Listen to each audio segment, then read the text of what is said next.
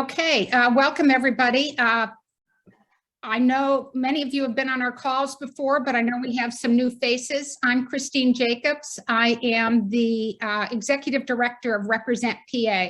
And Represent is the Pennsylvania PAC that is statewide and dedicated to powering progressive women in Harrisburg. Our real goal is to flip the Pennsylvania Legislature Democrat in order to get the power to put in the things that we know we need in this Commonwealth.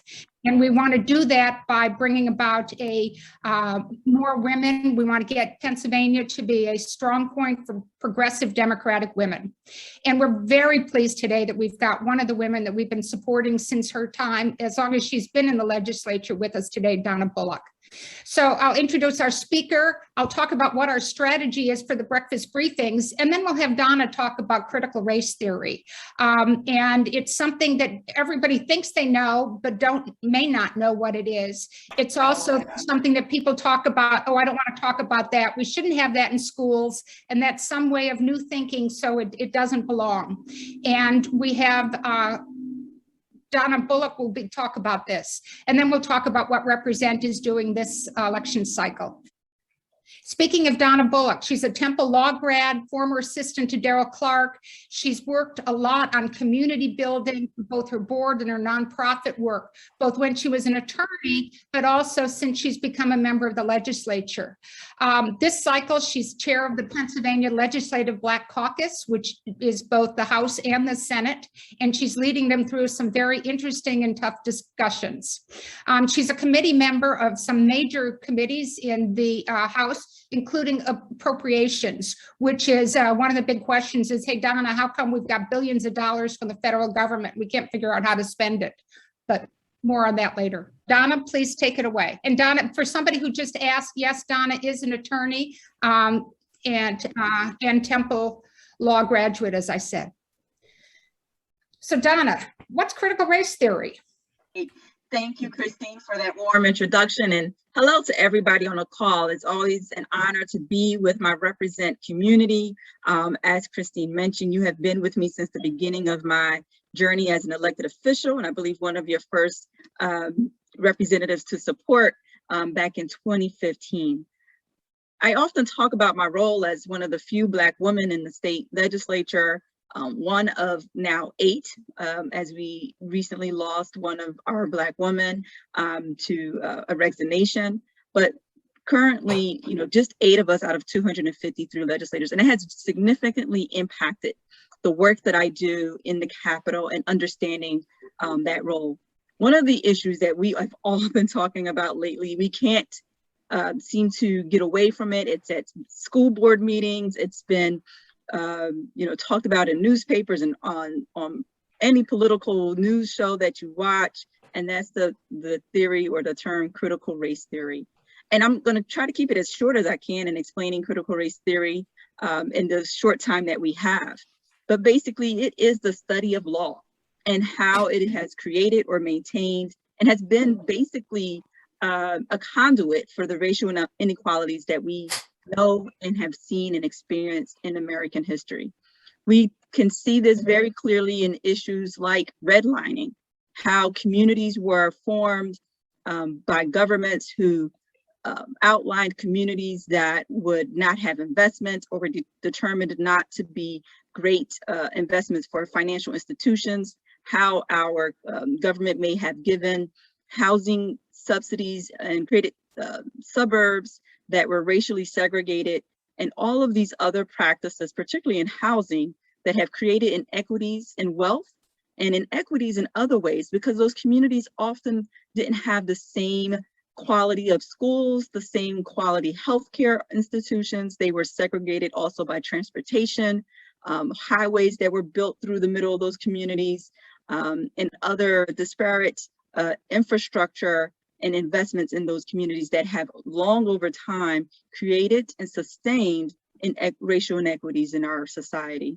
We see it in schools, where we have talked here in Pennsylvania about the fair funding formula. And if you look at our fair funding formula and you specifically look at how those schools may or may not get their funding they should have it is often noted that those schools are schools with communities of color. Folks ask, how is critical race theory taught in law schools? What is really interesting is that it's one single course that may not exist in every law school. It is not widely taught in law schools as we would imagine, but when it is taught, it is talking about those things like redlining, like the criminal justice system and mass incarceration, like funding our schools or healthcare disparities, and how the laws that we have passed and implemented, how policies that have been enacted have impacted those communities or created those disparities, even when we may not have thought that was the intention. Is it being taught in K-12 schools? And I'm just going to quickly go through these questions because those are the ones that everybody asks. No, it is a law school course, as I mentioned. Is it diversity training? No, that is not what it is. Is it racism? Is it Marxism? Is it bigotry? No, no, no. And these are all the things that you are hearing in media, and there's a reason for that. And we'll talk a little bit about that later on in my presentation. But critical race theory right now is being used as a boogeyman. So let's talk a little bit more about where we're seeing it and what it looks like here in Pennsylvania. So critical race theory legislation that is proposing to ban critical race theory in schools, which is the target right now, has been introduced in nearly 30 states. And this is as of July, I believe, of this year. I'm sure more states will be introducing this legislation as they return to session in the fall. And it's passed in several states. And it's across the country, places in the South, places in the Midwest, and even in the Northeast, like New Hampshire. And so this is a map that I borrowed from Chalkbeat, showing where those states are. And I'll note that it's not just in states as we move into Pennsylvania, but we're seeing actions also outside of the state legislature where individual school boards are taking action, state school boards are taking action, and even attorney generals are getting into the mix and introducing certain bans. In Pennsylvania, we have a bill, House Bill 1532, that has been introduced by my colleagues, Representative Russ Diamond and Barbara Gleim. It's broad, it's vague. It doesn't even mention critical race theory in the language. And that is very true for most of the bills that we see being introduced across the country. They don't actually use the words critical race theory in their legislation. It tends to be much broader, and it talks about not using any, not teaching or communicating in any way anything that would promote any kind of racial concept, and we'll talk about that. But what they do, the legislators that introduce these bills and the folks who are advocating for this language, they when they're talking to the media, when they're talking to their constituents, they use the term critical race theory. They talk about it in their memos, and there is a reason for that. And we'll talk about that as well. This is all very much intentional and manufactured. So these racist or sexist concepts, and they're listed here in the next 2 or 3 slides. I'm not going to read them, but as you can see, it tends to be, again, very broad. It talks about things that sound like, yeah, we don't want to teach children about to be racist or sexist, which they have added to the language here in Pennsylvania. So it's also about gender and race, that no one should receive favorable treatment, those kinds of things, as well as all these things are banned from the classroom. And again, even teaching anything that the current systems that we have any racist or systemic racist or sexist biases within those systems, like meritocracy or any of these other issues. An individual or institution cannot or should not treat individuals with regard to race or sex. Again, when you read the words for face value, seems like something we can all get behind, but I think there's a goal here that has a chilling effect on teachers in the classroom, not knowing what they can and cannot talk about, fear that if they even mention how race may have played a role in history, maybe they could not talk about things like slavery or the civil rights movement, or how they talk about those topics makes them a little more concerned about how they structure their classrooms and their lesson plans. And so this chilling effect on what teachers can and cannot teach in the classroom is very concerning for me when I look at this legislation. So how did we get here? You know, and I said, this was all very intentional. Why are we even talking about critical race theory and banning critical race theory if it's not being taught in our K-12 schools? And it's not. It is a law school course that you selectively take when you're in law school, but we are here. But we haven't been, this is not the first time we've been to this rodeo show. We have seen in history over and over again, when there's any gains, any racial reckoning or racial justice gains for Black folks in this country and Native Americans, Latinx individuals in this country, we have seen a backlash, a attempt by others to roll back those rights, roll back those gains, and to solidify, in essence, their superiority or their privilege in this country. And a fear, I believe, of losing their rights or losing their property or losing whatever they have achieved, and that those things will be taken away from them. And I say them, and I apologize, white folk, and given to a Black kid in Philadelphia. This is what that is concerning about. And so today, that same thought is there. There's a concern of a multiracial coalition that has gained power, has been able to really make an influence in last year's election. We've seen the 1619 project, which was a project to talk about the role of race and the role of the history of Black Americans in this country, that was used as a curriculum in some schools in the last 2-3 years, the George Floyd protests, and of course, the November 2020 election, when folks sat at home and watched votes get counted in diverse cities like Detroit, like Atlanta, and Philadelphia, where Black and brown votes were counted in real time and made a difference in this year's election, particularly in Georgia, where a coalition of folks in that state got together and voted a certain way, and that was a vote that the certain Republican Party and other folks decided, or they wanted to figure out how to break down that coalition. And so enters someone named Chris Rufo, who, if you look him up, he has been steering this conversation about critical race theory since mid-2020. He is a 36-year-old senior fellow at the Manhattan Institute, a filmmaker. He started getting all of the right to know requests from small cities and some companies, and then eventually federal agencies that were doing diversity trainings.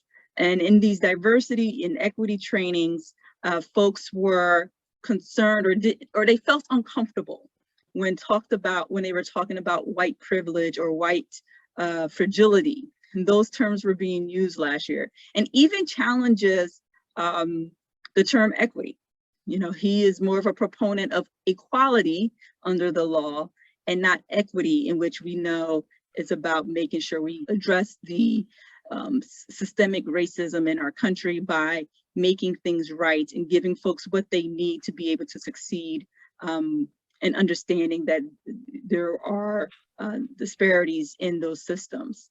But Chris Rufo became the champion for banning critical race theory, for making it the boogeyman that we are experiencing today or hearing about today, and has been very clear that his goal is to make critical race theory the boogeyman, the perfect villain, which is a word he used, that the conservatives were looking for a way to win the race or the culture war, that they felt, you know, cancel culture and some of these political correctness, these terms were not working toward their advantage. And he found this term critical race theory, and it was coined by, in his words, by the progressives and the liberals. And it had all the words in there that just rang bells for his constituency. And so I have, you know, looked at his work, and if you read his articles, don't dig too deep because it is a black hole, but you will see that he has really shaped the conversation. He's been on Fox News. He has had the ear of President Trump last year. He looked at, for example, the FBI last year was offering intersectionality workshops, which he felt were, you know, somehow racist. And they were, Homeland Security were hosting workshops for its staff about microaggressions and micro inequities, which he felt were racist. And he raised these alarms and talked about how that basically equated critical race theory with Marxism and racism, and used these words to instill fear in folks who don't want, you know, who are concerned about their children and concerned about the direction of this country. And in many ways, well-meaning folks who believe in democracy and believe in different concepts of American values like freedom and equality. And so he really shaped a conversation that fed those flames. And then had a conversation, was called exactly directly by the president to come in and talk more about his findings. And President Trump listened, and in September 2020, he issued an executive order excluding federal contracts that talked about diversity and inclusion training. Again, this is where we first start hearing this in recent years, where there's concerns about diversity and inclusion trainings, as those trainings were on the rise. I mean, 2 years ago, we were all talking about how we need diversity training in our schools, we need diversity training at work. And as those trainings were happening, Chris Rufo was attacking those trainings as being racist and divisive. And President Trump listened, and he issued his executive order. He also commissioned a counter to the 1619 Project, which is the 1776 Commission. And if you ever read that report, it is propaganda at best. It's definitely partisan, and it leaves out a lot in history to be desired. Luckily, President Biden did rescind that order on his first day in office, and so we are able to provide that kind of diversity and inclusion training to federal employees. So, you know, there are a lot of, you know, concerns like, why are we teaching this? Why are we even talking about it? And let me be very clear that this is manufactured. It is intentional. When I believe conservatives began to lose the arguments around Blue Lives Matter, particularly on January 6th, when that seemed to be just a fraudulent concept, because it didn't really matter when you were at the Capitol, when they were losing any of the conversations they were having around culture wars and things like cancel culture, and other attempts to bring folks back to their side of the argument for power and to control votes and control the political conversation. They created a manufactured distraction by saying we needed to ban critical race theory in our schools. It is not happening in our schools. It is not being taught in our schools. Diversity and equity training that's happening at your place of work is not critical race theory. It is not Marxism. It is intentionally being used to create this divide and to create fear in some of our well-meaning friends and neighbors, because just the term itself it sounds like something fearful. You know, folks don't want to talk about race, right? Folks don't want to be critical of anything. And there are a lot of folks who don't want to believe in theory, they want to believe in practical issues. And so he found this term and he was able to use it and say, and look, and it's not one he made up, it's one that was of course made up by Black law professors and has been used in law schools. Now, the other thing that he has, and Chris Rufo, who's been the architect behind most of this and has gained a lot of support through the conservative policy think tanks and other organizations that have given legislation to my Republican colleagues like ALEC and the other policy organizations that exist. You know, this is going to be one of the tools that they use. And what better way to do it than go directly to kids in schools? Every parent wants the best for their children. And if you're instilling any kind of fear that we're teaching your children something else, that it's actually not there, it causes this distraction, and they're winning that argument. In fact, I read an article in which Chris Rufo said that his intention is that by the time he's finished, anything we talk about that it mentions race in any way, or anything that people fear or sounds bad, will be labeled critical race theory, whether it is or not. And so if you watch his video on his website, we're talking about how we can win the argument on critical race theory. It's all about the public narrative. He is intentional about that, and making sure that that critical race theory becomes a catch-all for all the things that people fear, whether or not it is critical race theory. He has hijacked the term, and Republican and conservative legislators and other elected officials have ran with it. School boards have ran with it, and it has allowed for this distractive and destructive conversation in our schools, in our communities, and our state legislators. Meanwhile, we can be doing other things like passing a fair funding formula and actually running money through the fair funding formula, making sure our schools are and school facilities are safe and clean and up and state of the art. So what can we all do to address this? Definitely continue to educate yourself. There's a lot out there to confuse you. So as you Google it, be careful. Look at the sources in which you are reading to understand what critical race theory is and what it isn't, and how it is being used and being weaponized right now in the public domain to divide this country and for certain folks to hold on to their power. And try to minimize that confusion and drown out the fears of this boogeyman called CRT.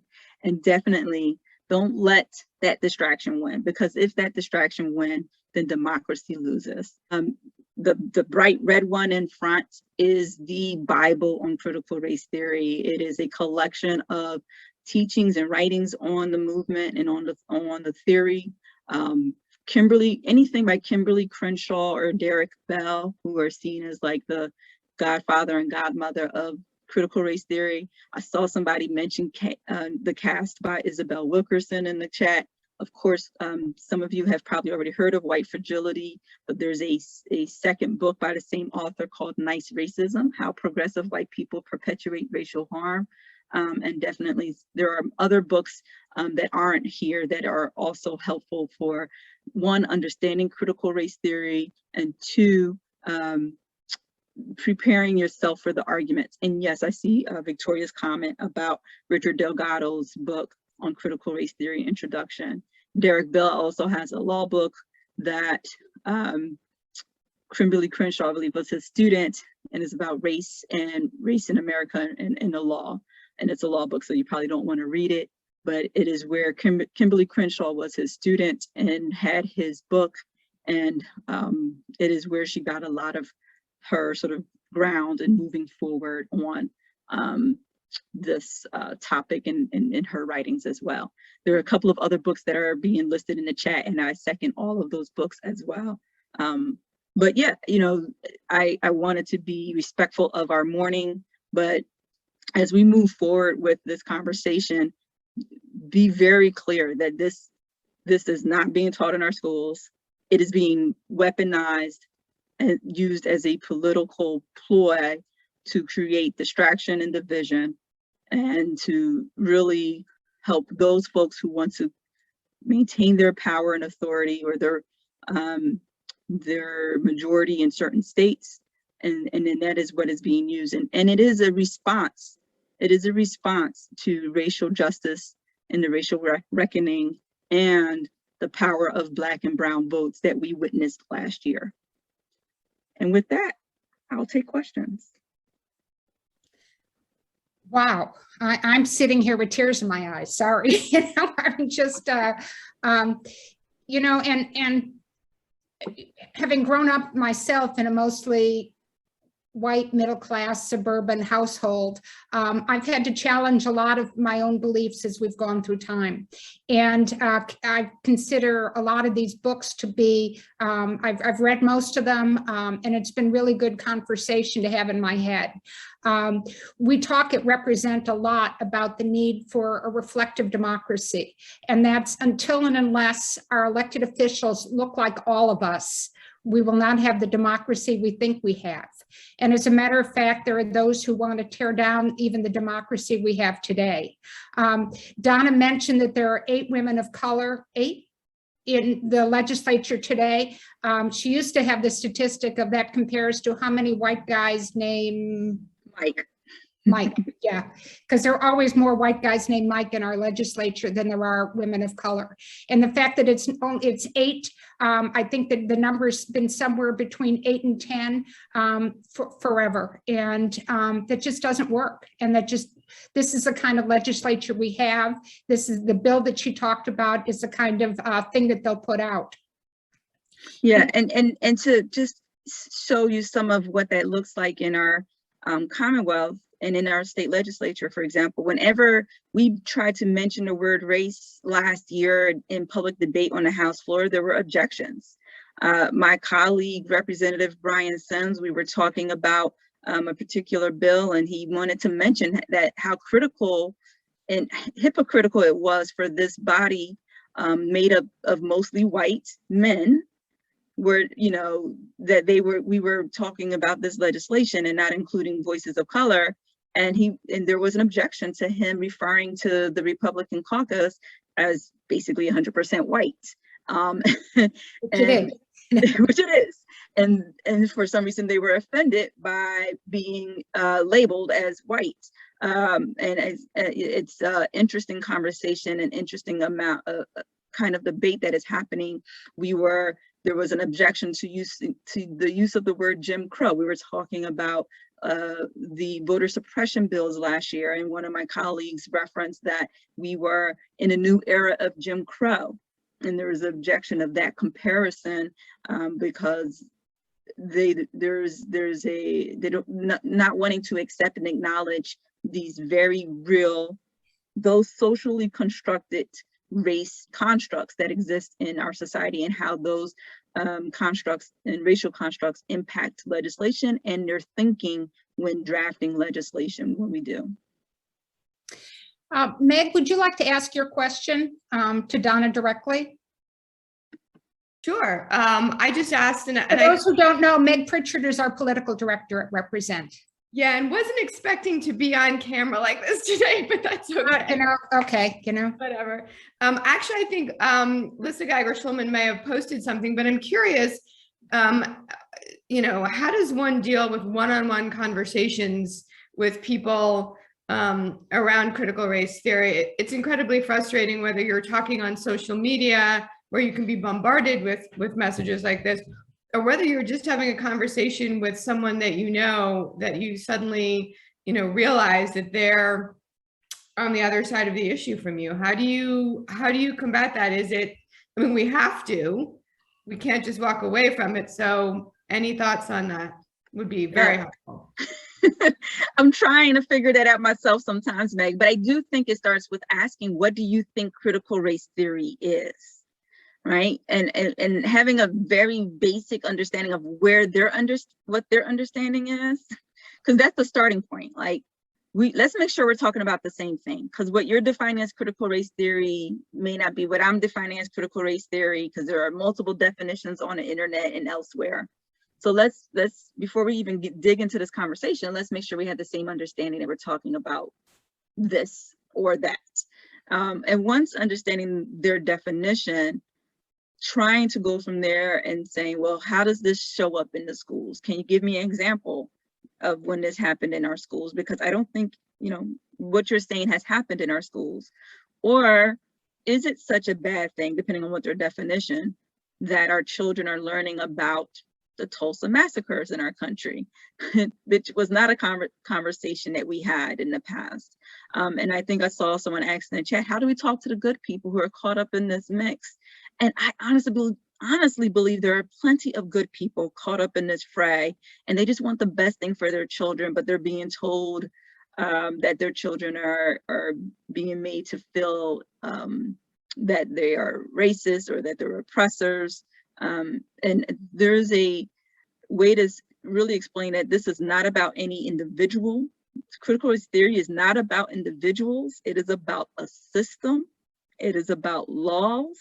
And it is not here to say if it was taught in our schools, which it is not taught in our schools. So we've got to keep going to that premise. It's not being taught in our schools. But if it was, any conversation that we are having that may borrow some of these concepts from critical race theory are really talking about systems and are talking about the country's history. It is our history. And to be honest, countries who accept and acknowledge and learn from their history are more successful.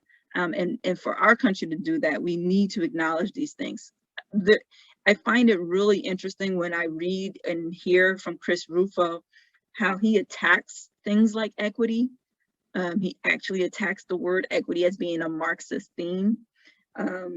He attacks social justice. So in one of his videos, he says critical race theory may show up, but they call it different things. And this is what they may call it.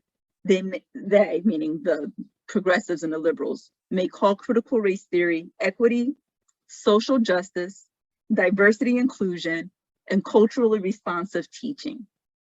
Now, when I hear any of those words, they sound great to me. Those sound like the things I want my two boys and their classmates to learn, and I want to happen in my place of work. But if there are folks on the other side of this argument rebranding those words, rebranding equity, social justice, diversity, inclusion, and culturally responsive teaching as being critical race theory, and have rebranded critical race theory as being Marxism, as being the boogeyman. So we have a lot of work there individually, but I also think that there's work to be done on this messaging, because right now they're winning the message and have rebranded all of the values that we hold, that I believe we hold as progressives or as Democrats or as Americans. I think those are things we should value as Americans, regardless of party, have been rebranded as being bad boogeyman concepts and theories. So it really does get to that. I see in the chat, what does he mean by Marxism? So he talks about how Marx believed in a revolution between the bourgeois and the proletarians, the wealthy and the poor, and that legal theorists of the 1900s have replaced that battle between the proletarian community and the bourgeois community with Black and white or racial concepts, because they believed that they were losing the economic class or economic war revolution in this country. And I think he muddies a little bit of what Marxism is to make it, again, also scary for those who believe in capitalism and who believe in education and hard work gets you to, helps you be successful. That's all you need is education and hard work. Pull yourself up by your bootstraps, and that America can't afford to have a revolution of the people, right? That our whole system will fall apart if the people decided to take to revolt. And then we have socialism. He leaps right into socialism there. So again, using all of the key phrases and terms that scares the conservative party and other folks. He definitely pulls in socialism as Marxism, and even says it's all racist too. So the folks who are creating the narrative around critical race theory even say that the teachings are against Martin Luther King, who believed in, all of his children being treated equal under the law. I think they ignore a lot of the other work of Martin Luther King, who was also about equity too. It wasn't just about equality. But also, I think if you look at the way everybody is treated under the law, it's not equal today.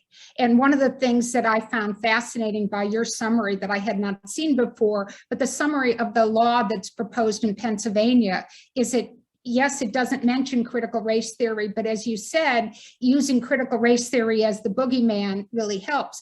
But when you look at the list of things they talk about, it's shocking. It talks, and about not teaching a lot of these issues, not teaching equity as an issue, ignores where we've been. It ignores, how do you teach American history without talking about these things? When I learned American history, you went right from Reconstruction to World War I, and you ignored a lot of the things that have continued to go on, including Jim Crow, but including those issues in our country.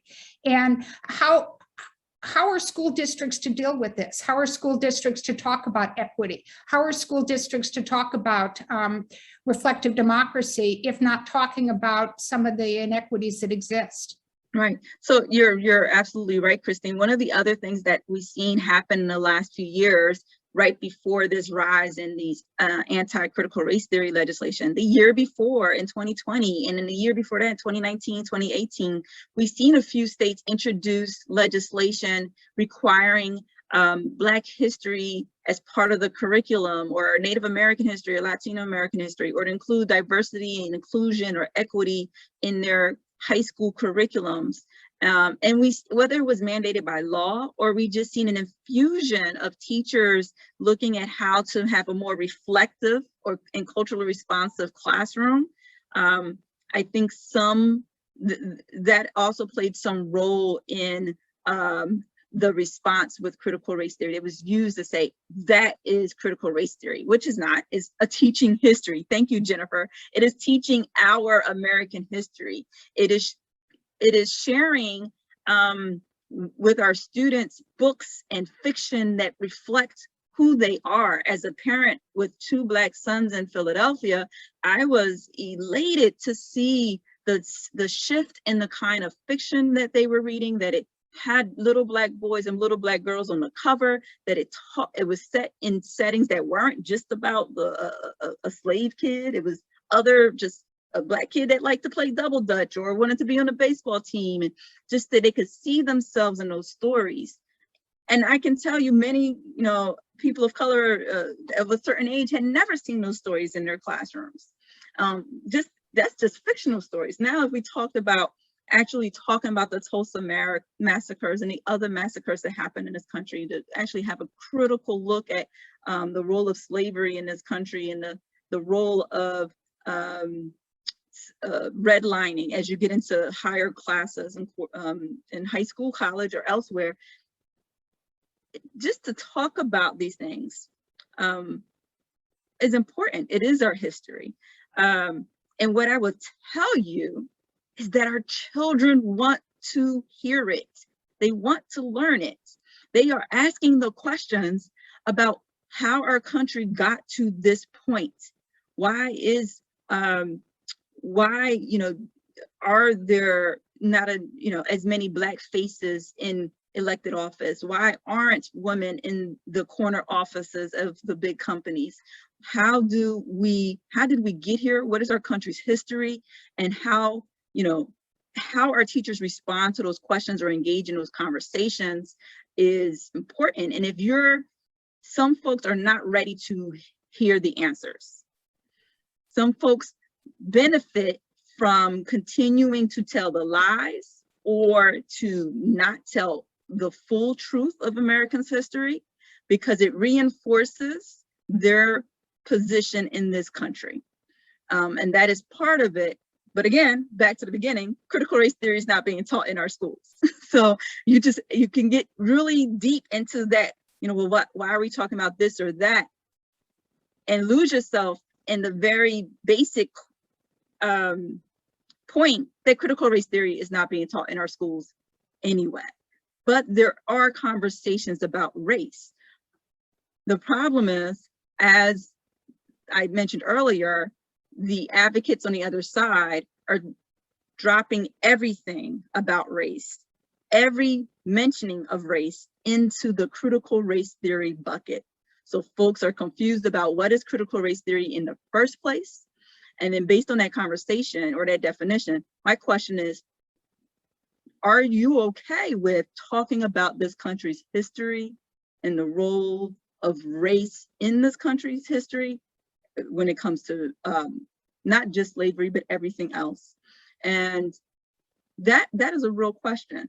And if we dump everything in the critical race theory bucket, teachers, as you mentioned, and school boards and others are going to fear that if they've even mentioned the word race in classroom, that they may get fined, which is in some legislation in the country. They may lose their job. If it's a contract, they may lose that contract. So this has a chilling effect. They may lose funding. Thank you, Heidi. So this has a chilling effect on the classroom, has a chilling effect on what our children are learning just on history. Nobody's theory, just history, our history, American history. So Marion asked a question about what's the status of that lovely law that you talked about before in Pennsylvania, because let's drive it back towards what's going on in the Pennsylvania legislature. And I had not realized the degree to which the law also intertwined sexism in there. And so if you listen to a lot of things from the Proud Boys and a lot of the other January 6th protesters, or whatever we want to call them, it's all about preserving white men as the, and so it's both racist and sexist. And that's what this law does. And so where does it stand, Donna? And know that we're all with you. Thank you. It is in committee. I don't know how far. Which committee is it in? I want to say education. Oh, okay, lovely. Yeah. Yep.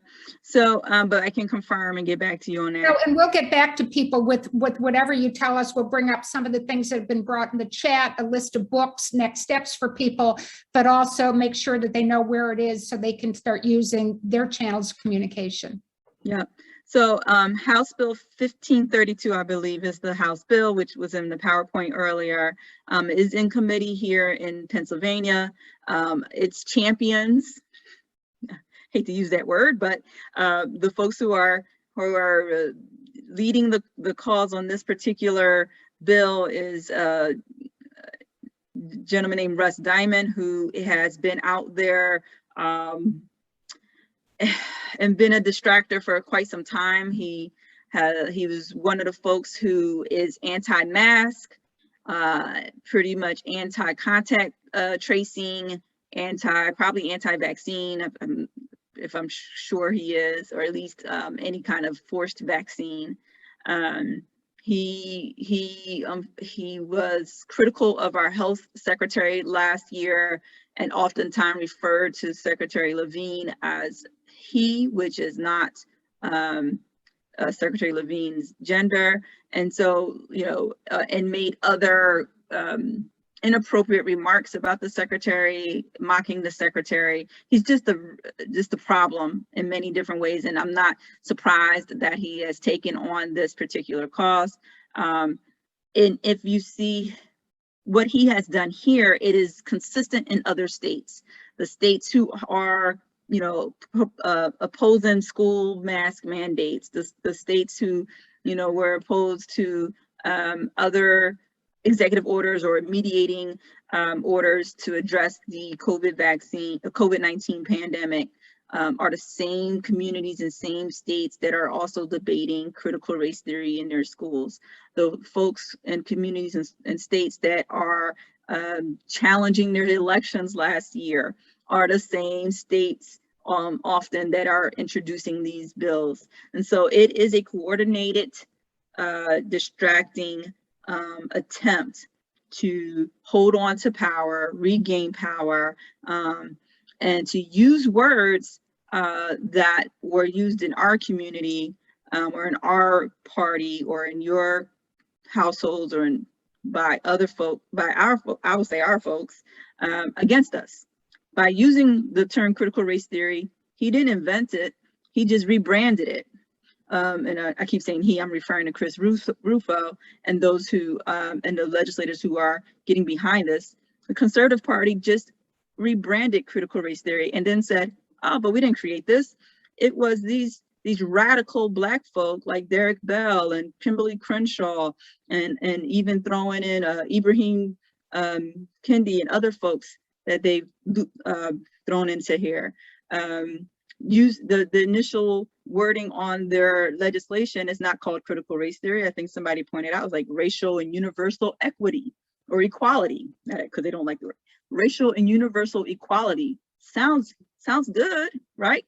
Using the words that we have all thrown around in our conversations and rebranding those words and using them against us. As I mentioned, in many of Chris Rufo's writings and his conversations on Fox News and on his website, he equates equity, social justice, diversity, inclusion, and culturally responsive teaching as all part of critical race theory or different names for critical race theory.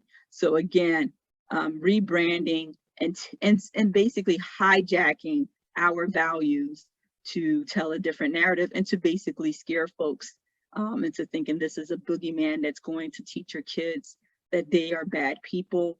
And I have said before that if you are afraid of critical race theory, if you think critical race theory is racist, then and you don't understand it is not about you as an individual, it's about a system, then maybe you're the one that's racist.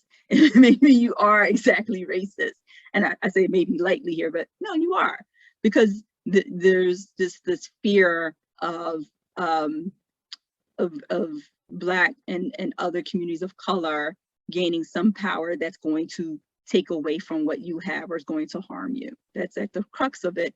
But then again, using that fear to create division and divisiveness to distract from ultimate goals, which is to really just win back the White House, win back state and the state legislators, and win back Congress. Thank you, Donna. I think we're going to have to stop the conversation here, but as usual, Donna has exceeded my expectations. I think this has been, the chat has been very lively.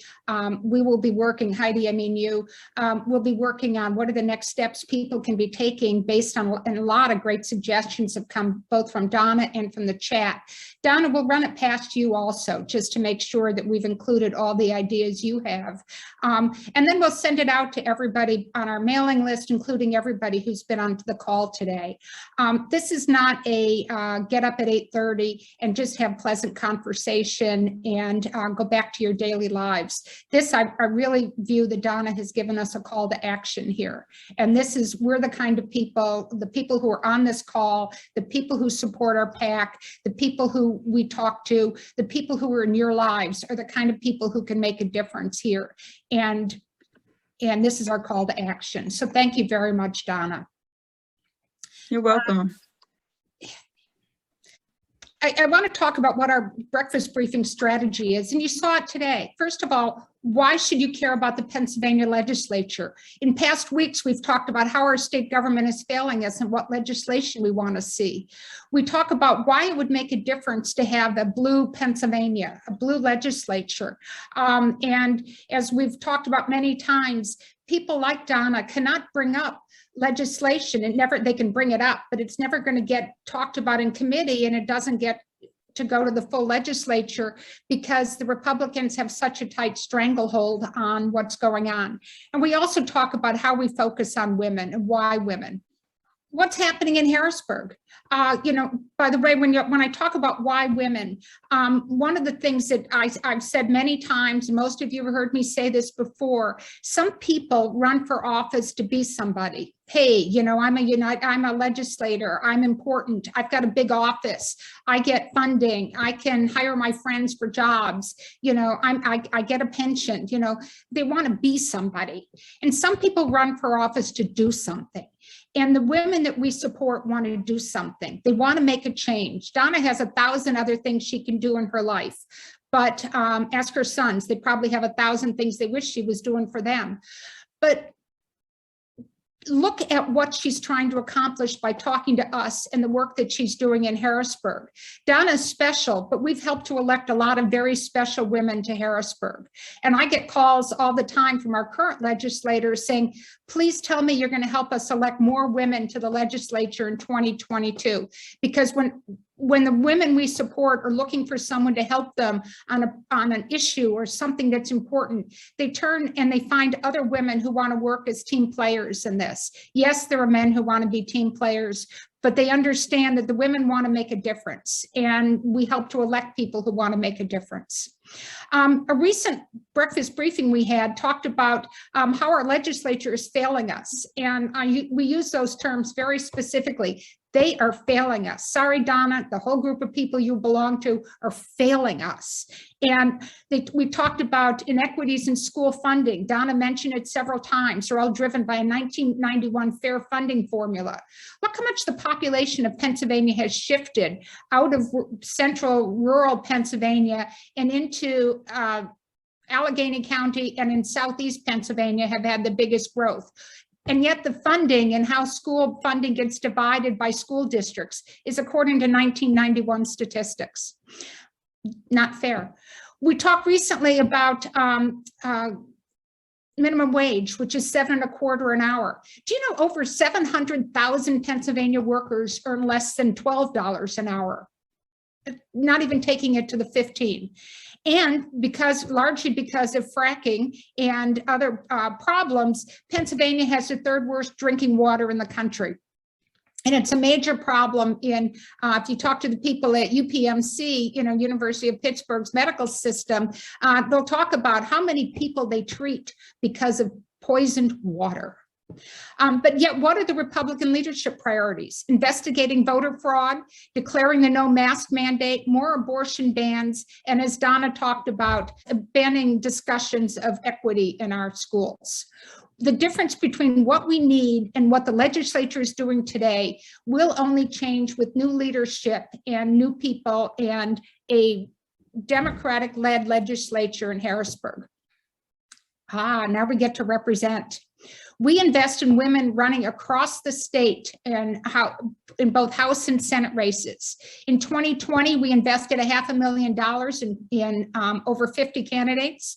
We're never anybody's largest donor, but we're an early donor, and our candidates know to contact us for our early support. And we provide focus groups like this that allow people to talk about issues. Our investments are concentrated, giving candidates the best chance of winning. Donna was one of our first in 2015. She mentioned that we supported her. We started in 2014 and elected nobody. And in 2015, we managed to, in some special elections, elect 3 women in 2015. And now we're supporting many more, and people know who we are. Can I just say, yeah, because those 3 women, we rock, and thank you for that. But as myself, and I'm honored to be the chair of the Black Caucus, my sister rep, Joanna McClinton, who is the leader of the Democratic House Caucus, and Leanne Kruger-Brenneke, who is the chair of our House Democratic Campaign Committee. So I just want to say, Represent did a great job, and you didn't just elect women to the House, but you elected leaders to the House, and we're showing your investment paid off. I'm going to get teary again, Donna, but thank you, because They are, and we've invested in women. Both Donna and Joanna, their biggest races were primaries, and we weren't hesitant to go and support women in primary elections because they're in primarily Democratic districts, but we differentiated who were the future leaders for Pennsylvania. So let's not waste 2021. We're thinking a lot about how to increase our reach. We're trying to set up partnerships. We're trying to raise early money for candidates.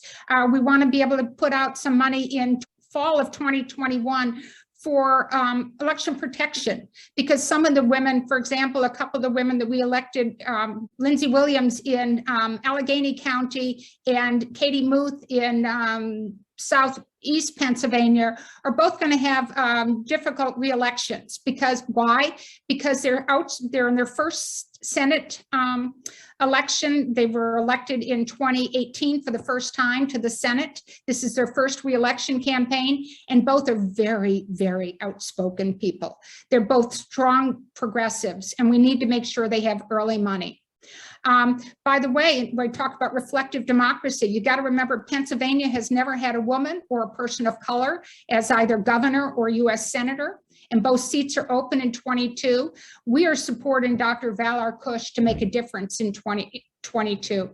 But we also were supporting, and we're making sure that we're working with the HDCC and the SDCC to make sure that they are supporting women and women of color for positions, and we will be early money for them. But this will require you to help us too. We're going to come back to all of you with, as I mentioned, a list of what it is that you can do, what are the follow-up from today's discussion, but also requests for money. Because if we're going to be able to invest another $500,000 this year, we need your help. That comes from all of you. We don't have super PACs and big money coming to us, and most of the women that we support don't either. And so what we need are monthly contributions, whatever you can invest with us. We're now putting together what our future briefings are going to be, but they may not be quite as good as getting Donna Bullock, but I guarantee they'll get you thinking in an early morning session. So 8:32, got it. And again, Donna, thank you. And thank all of you for attending today. I hope you're revved up. Thank you.